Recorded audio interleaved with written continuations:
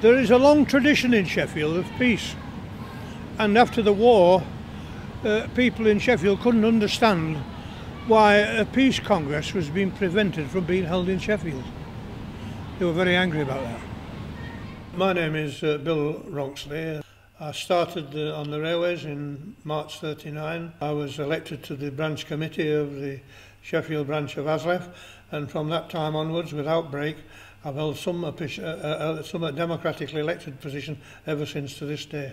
In November 1950, we had the Sheffield Peace Congress, and at that particular time, many of the activists in the labour and trade union movement of this country were very concerned about the deterioration in the international situation, and they felt they had to do something about peace.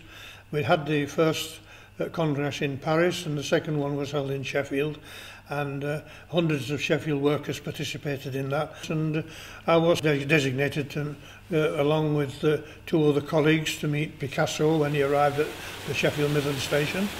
It was very much an honour to meet Picasso, because he was, at that time, he was a celebrity all over the world. One of my colleagues was a well-known Sheffield shop steward, a real character in many respects. And he said, well, I think it's a special occasion going to meet Picasso, and we agreed, yes it is, and so he said, well, I better put my false teeth in then. So he actually put his false teeth in to prepare as a part of the preparation to meet Picasso. And of course we were carrying a bunch of flowers. The idea was, of course, we only had one set of flowers to meet several people, and then was to take them off him as quick as possible for the next person, you see. When we found out that the Attlee government had stopped so many people coming into the country that the conference could no longer take place, we were very angry indeed. We were disgusted, absolutely disgusted. Many of the delegates who couldn't get into the country, and instead of coming to Britain, were diverted to Warsaw. Before it went to Warsaw, we had the big meeting in the City Hall. Picasso was there, and I do remember that he donated a picture of the dove, which was sold off. When he was speaking in the City Hall, he made standard remarks, which one has forgotten over time, but I do remember him quite clearly saying, I stand for life against death and for peace against war.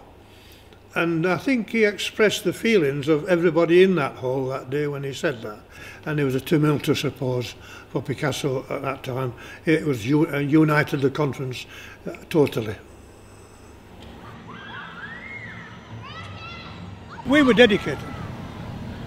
We were dedicated to peace, and believed as youngsters, and I was young at the time, we believed that we had a future in Britain for peace with the rest of the world. Without boundaries, without power blocks, we could see a world where people could live in freedom and prosperity for all of the world. And even today, I think it was a missed opportunity.